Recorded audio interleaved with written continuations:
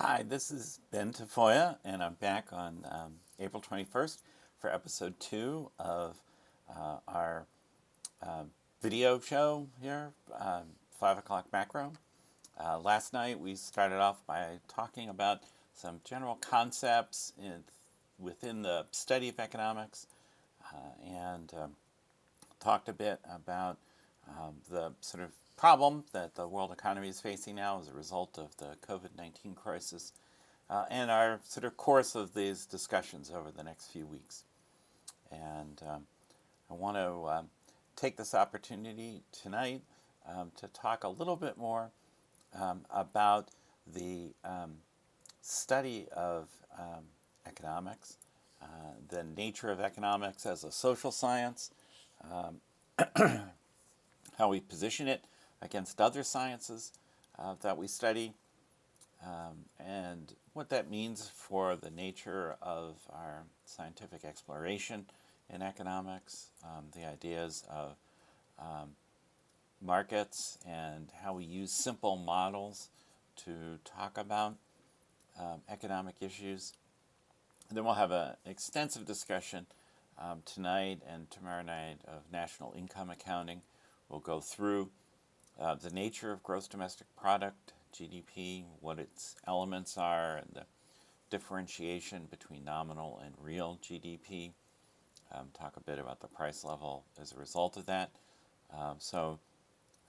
This will be a very important discussion, sort of central to what we're trying to do, and we'll go across a couple of nights. So one question I frequently get from students is this issue of whether economics is a science. I usually address that by talking a bit about the difference between our natural or hard sciences and the social sciences. Natural science, obviously, things like chemistry, physics, biology, astronomy, where we're able over time to divine some laws or rules which pretty well hold fast in these particular fields. I tell the story about the fact that in 1969, with that level of ideas behind physics and astronomy, chemistry, biology, we were able to put three men in a rocket ship, send them to the moon, and bring them back because we were certain of the position of the earthly bodies during that period of time. In July of 1969, we knew the chemistry to get the right kind of propulsion and the biology of what the human body could stand. And we were able to do that and bring them back to Earth safely and near where we wanted them to be picked up by the Navy when that happened. Social sciences are a bit different because they're trying to study not the physical laws of nature, but rather aspects of human behavior. So through political science, sociology, and yes, economics, we look at different aspects of our society and try to figure out how humans make decisions within different kinds of realms. Economics being an important one. And the classic definition of economics is the science of human behavior under conditions of scarcity, where we're basically just saying that people basically have unlimited wants and needs, and they make various choices to how to satisfy them.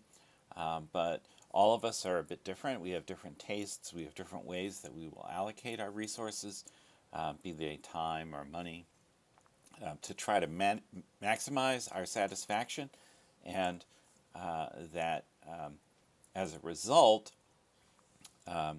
we don't have perfect knowledge of economics in the way that it works. Both the natural sciences and the social sciences use the scientific method, meaning that we observe phenomenon, we pose hypotheses about the phenomenon, we collect data, and then make decisions as to whether we've proven or disproven the hypothesis or have to change it. And we start again and we continue.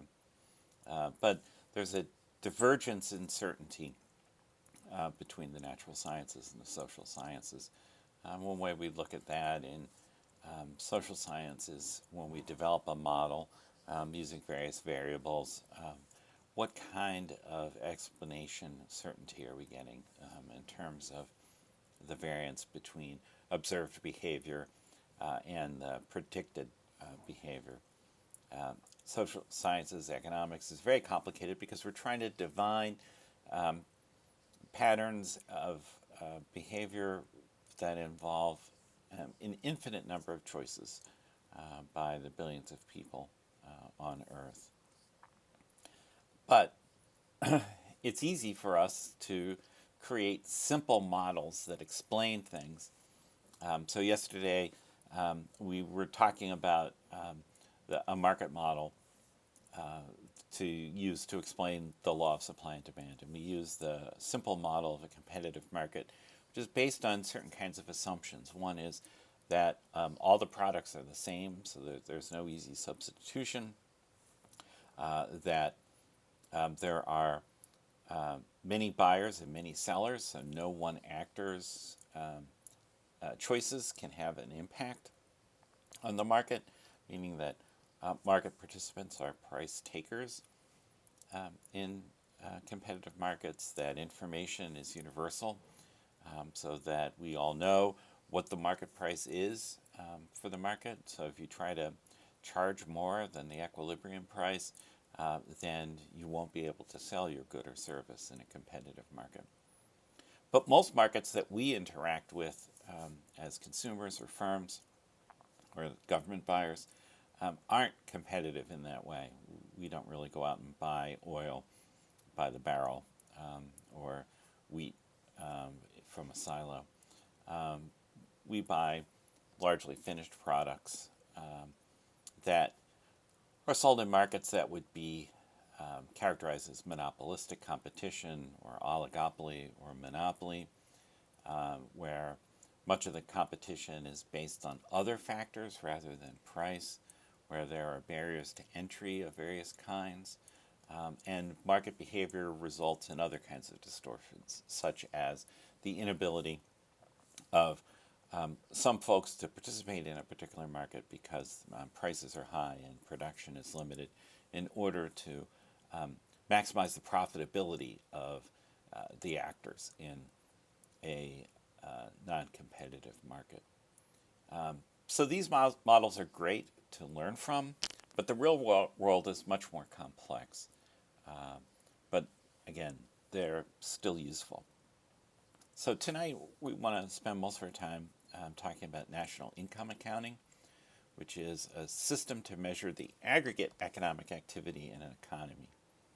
And there are three methods that you can go about using for national income accounting. One is what's known as the expenditures method, and that's the one that we'll talk about the most over the course of our discussions here. Expenditures meaning the amount of money that we all spend to consume, invest, whatever. There's another method that should add up to the same number based on income. So we calculate up our income from wages, our income from rents, our income from capital investment. We subtract out depreciation, etc., in order to come up with a number that should equal what we get from expenditures. It's not perfect. There's a statistical adjustment that gets made when we use that method, but it's more or less consistent. And the third method is productivity. And if you think about it, it's easy to understand. We add up all the inputs that we offer to the economy and the outputs, and we multiply one times the other, and that gives us the value that should add up to the same number that we're getting from income and expenditures. All nations do national income accounting, so we have numbers on the economies of all the nations in the globe, more or less. In the U.S., we get our numbers from the Bureau of Economic Analysis, which is within the Commerce Department. We'll talk a lot more about them later. We can get information on the largest economies in the world from something called the Organization for Economic Cooperation and Development, the OECD. They have a breathtaking array of statistics on the member economies for the OECD.